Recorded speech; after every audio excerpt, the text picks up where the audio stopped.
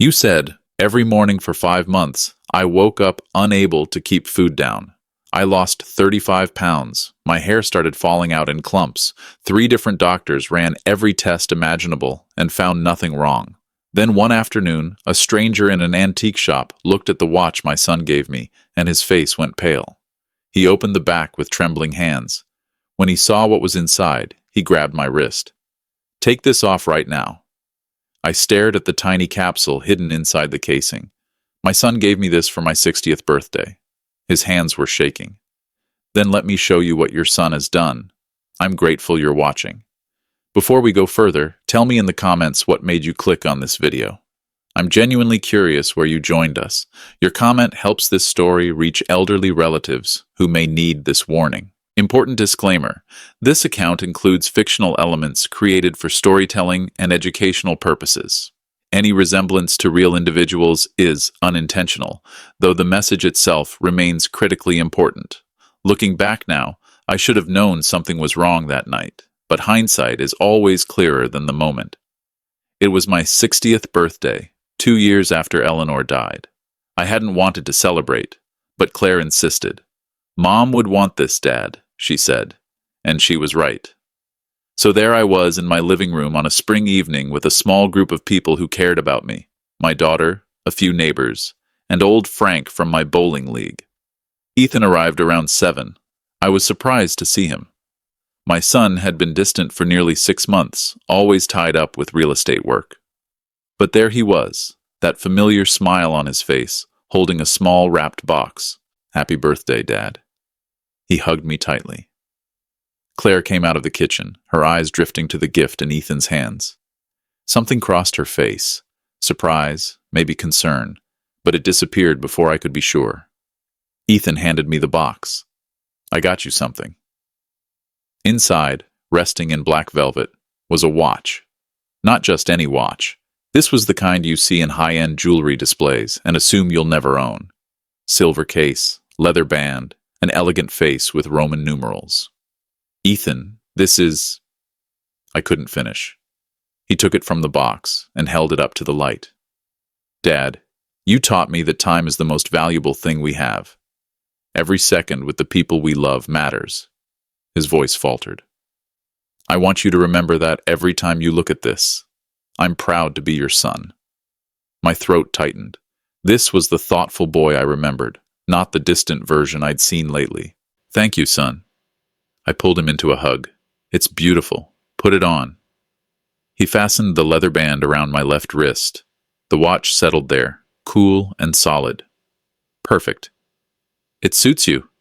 I held up my wrist, admiring it. I don't know what to say. "Just promise me something." Ethan's hand rested on my wrist, fingers brushing the watch. "Promise you'll wear it every day. Don't take it off. I want you to think of me whenever you see it." It seemed like an odd request, almost childish, but I understood. Grief makes us cling to connection in strange ways. "I promise," I said easily. "I'll wear it every day." His whole face relaxed, like I'd given him something precious. "Thanks, Dad." Claire had stayed quiet, arms crossed. "It's a beautiful watch," she said carefully. "Very generous. Dad deserves it." Ethan's smile didn't change. "Doesn't he?" "Of course." The party moved on. We ate cake, shared stories, laughed. But I noticed Ethan's eyes kept drifting to my wrist, checking, making sure the watch was still there. By 10, everyone had left except my kids. As Ethan grabbed his coat, he paused at the door. "You're wearing it, right?" I lifted my wrist. "Haven't taken it off." "Good. Don't. Just keep it on for me." "I will." He smiled, clearly relieved. "You're the best, Dad. I love you." After they left, I stood alone in the quiet living room, watching the lamplight catch the silver case. Ethan had always been thoughtful. This was just his way of showing love. I'd promised I'd never take it off. It felt like the easiest promise I'd ever made. Back then, I believed it was simply a gift from a caring son. I had no idea what was really hidden inside that beautiful casing. The party ended late. Ethan helped me clean up before leaving, and I remember feeling grateful to have such a considerate son. 1 week later, everything changed. I woke up and barely made it to the bathroom before getting sick. At first, I assumed it was something I ate. Maybe the potato salad had gone bad, or I'd picked up a stomach bug. That's what happens when you're 60. Your body doesn't recover the way it used to. I took antacids, sipped ginger ale, and told myself it would pass. It didn't. By the second week, I woke up nauseous every single morning. Not mild nausea, the deep rolling kind that brings cold sweat. I couldn't keep breakfast down. Toast made me gag. Even coffee, my habit for 40 years, suddenly tasted wrong. I stopped eating in the mornings, drinking water until the feeling eased around noon. That's when Ethan started calling. "Hey Dad, just checking in. How are you feeling?" His voice sounded warm, concerned. He called every other day, then every day, sometimes twice. "I'm okay," I'd say. "Just a little under the weather." "What symptoms? Nausea, fatigue, anything else?" At the time, it felt caring. A son worried about his aging father. Looking back, I see how specific those questions were, how detailed, like he was tracking something. And always, he asked the same thing. "You're still wearing the watch, right?" "Of course," I'd reply, glancing at my wrist. I'd grown used to its weight. "I haven't taken it off, I promised." "Good. That's good, Dad." By week 3, I'd lost 8 pounds. I noticed when my belt needed another notch. Claire came over that Sunday for lunch, or tried to. I barely touched the sandwich she made. "Dad, you look awful," she said, squeezing my hand. "When did you last eat properly?" "I'm just not hungry." "This isn't normal," she said, fear creeping into her voice. "You need to see Dr. Harris." "It's probably a bug." For 3 weeks, I promised I'd call Monday. That afternoon, Ethan stopped by with groceries, chicken soup, crackers, ginger ale. "Thought you might need these," he said, unpacking my kitchen. I was touched. The son who'd been absent for months was bringing soup. "Thanks, Ethan. That means a lot." He smiled, then his eyes dropped to my wrist. "You're wearing the watch all the time." "Yeah, even in the shower. I'm careful." "You shouldn't," he said sharply. "That watch isn't fully waterproof. You could damage it. Please be careful." The intensity caught me off guard. I assumed he was just protective of an expensive gift. "I will, I promise." By week 4, I couldn't ignore it anymore. I stepped on the scale and stared. 158 pounds. I'd been 175 at my party. 17 pounds gone in a month. In the mirror, my face looked hollow, my eyes sunken, my shirt hanging loose. This wasn't a bug. It was something serious. I called Claire. "You were right. I need Dr. Harris." "Thank God. I'll schedule it today." She did. Dr. Harris could see me Thursday morning. When I told Ethan, his reply came instantly. "I'll take you." "You don't have to." "I want to. I'm worried. I want to hear what he says." It sounded natural. How could I have known? He picked me up early that morning and drove me to the appointment. Dr. Harris ran every test he could think of: blood work, urine analysis, even an ultrasound.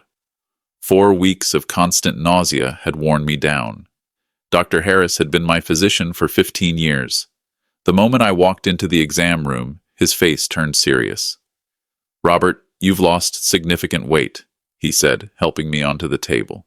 He checked my vitals, examined my eyes and throat. "I'd estimate 15 to 20 pounds.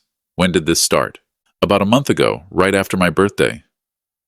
"We need comprehensive testing," he said, making notes. Blood panels, urinalysis, abdominal ultrasound. Dr. Harris wanted to rule out everything. Ethan stayed in the waiting room during most of the examination, but joined us when the doctor explained the plan. "What are you looking for exactly?" Ethan asked, leaning forward. "Liver function, kidney function, infections, digestive disorders?" Dr. Harris glanced at me. "We'll be thorough." "Thank you, doctor," Ethan said, his hand resting on my shoulder. "We just want answers." The tests took most of the morning. Through it all, I felt Ethan's steady presence outside, playing the role of the devoted son. A week later, Dr. Harris called me back for the results. Ethan drove me again. "Mr. Carter," Dr. Harris said, spreading the reports across his desk. "I'll be honest. I'm puzzled." Everything came back normal. Blood count, liver enzymes, kidney function, all within range. The ultrasound showed nothing abnormal. I stared at him. But I'm losing weight. I can barely eat. Something is wrong. I know, he said quietly. I can see that. He tapped his pen. I'm referring you to a gastroenterologist. Dr. Alvarez is excellent. Sometimes issues don't show up on standard tests. The results being clean should have been good news. Instead, it made everything feel worse. On the drive home, I stared out the window, exhausted. How could everything be normal when I felt like this? Don't worry, Dad. We'll figure it out, Ethan said, glancing at me. The nausea. Worse in the morning or evening? Morning, mostly. Every day, even when you barely eat? Yeah, every single morning. The question sounded caring, but there were so many, so specific. That evening, Claire called. How did the appointment go? All the tests came back normal. Normal? She said sharply. Dad, you've lost 20 pounds. How can that be normal? I don't know. He referred me to a specialist. There was a pause. Dad, I need to ask you something. Doesn't it feel strange that Ethan is suddenly so involved? He barely visited twice in the 6 months before your birthday. Now he's at every appointment, calling every day. I felt defensive right away. Claire, he's worried about me. He's being a good son. I know, but the timing... Can't you just be glad he's here? She went quiet. You're right. I'm sorry. After we hung up, I sat alone in my living room. The house was silent, except for the steady ticking of the grandfather clock. I looked down at the watch on my wrist, catching the lamplight. Claire's words followed me to bed, replaying in my mind as I stared at the ceiling. Ethan hadn't been around much before my birthday. He'd always been busy with work. So why now? The thought stayed with me until morning. When I caught my reflection in the bathroom mirror, I barely recognized myself. My face looked hollow, almost skeletal. Dark circles bruised the skin beneath my eyes. My hair had thinned so much that pale patches of scalp showed through where thick silver once had been. 25 pounds. I'd lost 25 pounds in just 3 months. The neighbor noticed too. I was checking the mail when Mrs. Caldwell walked over, her friendly smile fading as she got closer. Robert, are you feeling all right? She asked gently. You look... She stopped herself. I knew what she meant. Just under the weather, I said. The doctors are working on it. She squeezed my arm before heading back inside, concern lingering in her eyes. That afternoon, Claire stopped by. The moment she saw me, the color drained from her face. Dad, she whispered. Oh my God. I'm okay, I tried to say, but she was already beside me, her hands on my face like she needed proof I was real. You're not okay. Look at you. Your hair. She touched my head carefully, tears forming. Why didn't you tell me it was this bad? Before I could answer, Ethan's voice came from the kitchen. Hey, Dad, I brought groceries. Got that soup you like. Claire turned toward the sound, and I followed. Ethan was unpacking bags, moving through my kitchen like he belonged there. Organic broths, plain crackers, ginger ale. The image of the perfect caretaker. Ethan, Claire said tightly, can I talk to you? He looked up, concern carefully arranged. Of course. Is everything okay? No, nothing is okay. She stepped closer. Dad's losing his hair. He's down to what, Dad? 155? You've been here almost every day for weeks. How are you not panicking? I am panicking, Ethan replied calmly. That's why I'm here. Someone has to take care of him. You weren't here 6 months ago. I'm here now, Claire. Isn't that what matters? Her hands shook. That's exactly why this is strange. You barely called him for half a year, and now you're meal prepping and playing nurse. Ethan's jaw tightened. Are you really doing this right now? Dad's sick, and you're making this about me? I'm making it about the fact that something is wrong. Yeah, he snapped. Dad's sick. That's what's wrong. He turned to me. Dad, can you talk to her? She's acting paranoid. I should have listened. I should have heard the fear in my daughter's voice and asked harder questions. Instead, I said, Claire, honey, your brother's just trying to help. The hurt on her face hit harder than any symptom. She grabbed her purse and left without another word. Ethan exhaled. I'm worried about her, Dad. That wasn't normal. She's just scared, I said. Maybe. His eyes dropped to my wrist. You're still wearing the watch. Good. I'd hate for anything to happen to it. A few days later, I was washing dishes when water splashed over the watch. Ethan, who had stopped by without calling, grabbed my wrist so hard I gasped. "Did water get inside?" His voice was sharp, almost panicked. "It's just a watch, Ethan."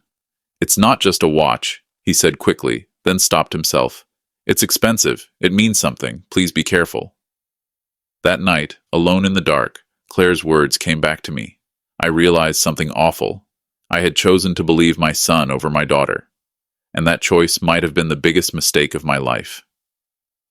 The following weeks blurred into a haze of appointments and worsening symptoms. By the 4th month, I'd lost 30 pounds. I could barely make it to the mailbox without needing to sit down. Claire stopped voicing her suspicions, though I would later learn she never stopped watching. The doctors were running out of ideas, and I was running out of time. Dr. Alvarez, the gastroenterologist, performed an endoscopy. I remember the bitter taste of the sedative and the tube sliding down my throat. When I woke up, she wore the same puzzled expression I'd seen too many times already. "Mr. Carter, your digestive tract is completely normal. No ulcers, no inflammation, nothing that explains your symptoms." "Then why can't I keep food down?" I asked. She didn't have an answer. Next came the neurologist, Dr. Nathan Cross. The headaches had grown so severe that even light felt unbearable. He ordered an MRI, ran balance tests, checked my reflexes. "Everything looks normal," he said. "No tumors, no lesions, no neurological disorder." I wanted to scream. How could everything be normal when I felt like I was dying? The oncologist was my final hope. Cancer had to be the explanation. Nothing else made sense of the weight loss, the exhaustion, the way my body felt like it was giving up. There were scans, blood work, and more waiting. "Mr. Carter, there is no evidence of cancer anywhere in your body." That was when one of them, I can't even remember which, suggested stress, psychological trauma, my wife's death. "I'm not imagining this," I said. "I've lost 35 pounds. My hair is falling out. This isn't in my head." But I saw it in their eyes. They thought grief was making me sick. Ethan came by that evening and found me sitting in the dark. "How did it go, Dad?" "They think I'm crazy," I said. "They think I'm doing this to myself." He sat across from me, and something in his expression unsettled me. Was it disappointment? Relief? "Maybe," he said after a pause. "It's just aging. Maybe there really isn't anything wrong." "Ethan, I'm wasting away." "I know," he replied, but his voice was flat, like he was done pretending to care. A thought crossed my mind and vanished just as quickly. Another paranoid idea planted by Claire, one I tried desperately to ignore. That night was the worst yet. Vomiting. A headache so violent I thought my skull would split. At 3 a.m, I made a decision. I needed air. I needed to leave this house that felt like a tomb. The next morning, I drove downtown, parked on a side street I didn't recognize, and started walking with no destination. I just needed to move.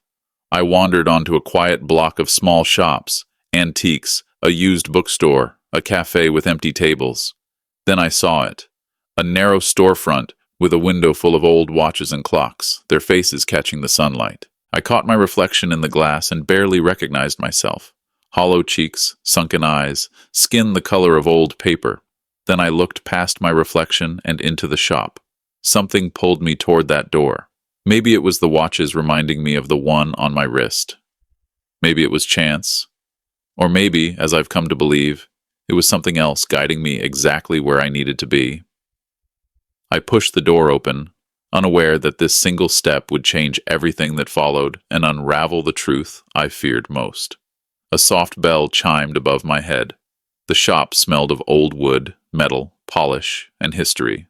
Hundreds of timepieces lined the walls, their gentle ticking creating a strange kind of calm. I was so weak I had to grip a display case just to stay upright. "Good afternoon. Welcome. Feel free to look around." An older man emerged from the back, mid-60s, silver hair, kind eyes that missed very little. I nodded and drifted toward a case of vintage pocket watches. "I've always appreciated fine timepieces," I said. "You have good taste," he replied, stepping closer. "That's a beautiful watch you're wearing. May I ask where you got it?" My son gave it to me for my 60th birthday, 5 months ago. Something shifted in his expression. 5 months, he repeated softly. He hesitated. Forgive me for being forward, sir, but have you been feeling unwell recently? I stared at him. How did you know? I've been doing this for 42 years, he said gently. I notice things. Your eyes have a yellow tint. Your skin is very pale. You're trembling. His gaze returned to my wrist. And that watch. He stopped. May I examine it for just a moment? I hesitated. The first time I'd truly considered taking it off, then agreed. As I unclasped it, my wrist felt strangely naked. He studied it through a jeweler's loupe, weighing it in his palm.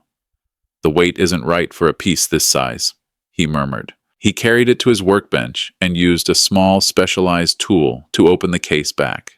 Inside was a hidden compartment, a tiny sealed glass capsule filled with clear liquid. His face went grave. He looked at me with something close to fear. Sir, you need to listen to me very carefully, he said, pointing to the capsule.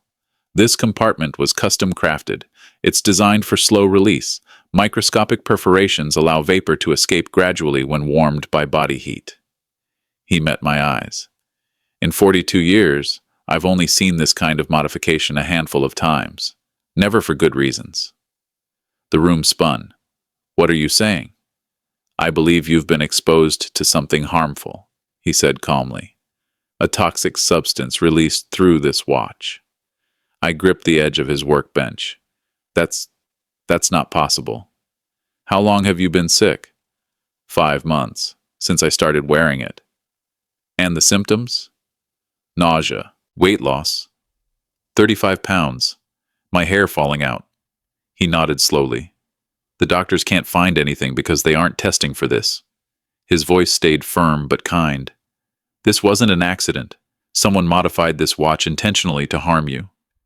Ethan's face flashed through my mind. Never take it off, Dad. Promise me. The panic when water splashed on it. The constant calls. You're still wearing it, right? His strange disappointment whenever doctors found nothing. Claire's voice months ago. Something isn't right here. My son, I whispered. My own son gave me this. The watchmaker, Daniel Moore, I would learn his name later, looked at me with such compassion that something inside me cracked. I'm so sorry, he said gently, but you need to understand this. If you keep wearing that watch, you won't survive much longer. I stared at the opened case on his bench, the elegant silver shell, the hidden chamber, the weapon my son had placed on my wrist with a smile and a speech about time being precious. Daniel steadied me as my knees buckled. Don't put that watch back on, he said firmly. And don't go home. You need to go straight to the police station. Now. Before I tell you what my son's real motive was, I need to know you're still here. Leave a comment below. Just one word. It helps this warning reach people who need to hear it. A quick note. While some details are fictionalized for impact, the danger itself is real. My hands shook so badly I could barely grip the counter. Daniel guided me to a chair in the back workshop. Sit down before you collapse, he said softly. He brought me water, but I couldn't drink it. There has to be another explanation, I said. Ethan wouldn't. He couldn't. Daniel pulled up a stool and sat at eye level. His voice stayed gentle. When exactly did your symptoms start? About a week after my birthday, after he gave me the watch. And he insisted you wear it constantly. I remembered everything, the promise, the checking, every visit. My voice broke. Daniel waited, then asked carefully, Mr. Carter, I need to ask you some difficult questions. Do you have significant assets? Life insurance? The question hit like ice water. Yes, about $1.5 million, and my lakefront property goes to my kids. It's worth over $2 million. Does your son have financial trouble? Ethan's vague comments about bad months at work came back. His questions about when I might sell the lake house, what it was worth, the tension around money I'd blamed on the economy. I don't know, I said. He never said it outright. When was your insurance policy last updated? I haven't checked it in years. Mr. Carter, Daniel said quietly. Modifications like this are expensive, custom, illegal. That means planning and desperation. The room tilted. Oh, God, I whispered. He planned this for months. My own son. Daniel's hand rested on my shoulder. I know this is devastating, but you need to act now. Every day you wore that watch, more of that substance entered your body. You need immediate medical care and protection. He wrote down his contact information. I'll testify to what I found. I'll help however I can. But right now, we need to get you somewhere safe. I can't go home, I said. If he knows I've figured it out, I'll drive you to the police station myself. Something broke inside me then. Not just what Ethan had done, but what it meant. The birthday speech, the calls pretending to care, the soup, the concern. All of it had been an act. All of it was monitoring whether I was dying fast enough. I raised him, I whispered. I taught him right from wrong. I gave him everything. How could my son do this? Daniel's eyes were wet. I don't have that answer. I'm so sorry. He locked the shop and led me to his car. On the drive, I checked my phone. 3 missed calls from Ethan. I stared at his name, the photo from last 4th of July, his arm around my shoulders, both of us smiling, knowing I'd never see him the same way again. Daniel drove me straight to the police station. My hands were still shaking as I walked through the doors. The desk officer took one look at me, pale, trembling, barely standing, and called a detective immediately. Detective Laura Mitchell met me in an interview room 10 minutes later. She listened without interrupting. Then she said 5 words. "We believe you, Mr. Carter." After months of being doubted, those words nearly made me cry. She handled the watch like evidence, because it was, and called for forensics. "We're treating this as attempted harm. We need this analyzed tonight." They took me to the hospital. Blood samples, hair samples, proof of exposure. The doctor was shocked by my condition and started IV fluids immediately. "What about my son?" I asked. "Don't contact him," Mitchell said. "We'll handle this. Where can you stay safely?" "My daughter, Claire." Mitchell called Claire and explained everything. I heard my daughter's voice crack through the phone. "I knew something was wrong," she said softly. "I knew it." That evening at Claire's apartment, Ethan called. My hand shook when I saw his name. Mitchell coached me. "Act normal. Tell him you're being monitored." I answered, my voice weak. "Dad, where are you? I've been calling. Are you okay?" "I'm at the hospital. More tests. They want to keep me overnight." Suspicion crept into his voice. "Which hospital?" "No visitors allowed," I said. "Regulations. I'll call you tomorrow." "Dad, wait. You're still wearing the watch, right? You didn't take it off." I looked at the watch sealed in an evidence bag across the room. "Of course," I said. "I promised you." 48 hours later, the lab results came back. Thallium in the capsule. Thallium in my hair shafts, showing 5 months of accumulation, increasing over time. The doctor said quietly, 2 more months and your organs would have failed. The financial investigation revealed everything. Ethan's debts, over $1 million lost in a cryptocurrency collapse and high-interest loans. A forged signature on my insurance policy, increased from $1.5 million to $4 million 8 months earlier. They arrested Ethan at his apartment that evening. 3 months later, I sat in a courtroom. Ethan initially pleaded not guilty, but the evidence was overwhelming. His attorney negotiated a plea deal. I testified, describing his behavior, the watch, the symptoms, and his insistence that I never remove it. Ethan's eyes met mine across the courtroom. His face was empty, no remorse, no apology. The judge's voice was firm at sentencing.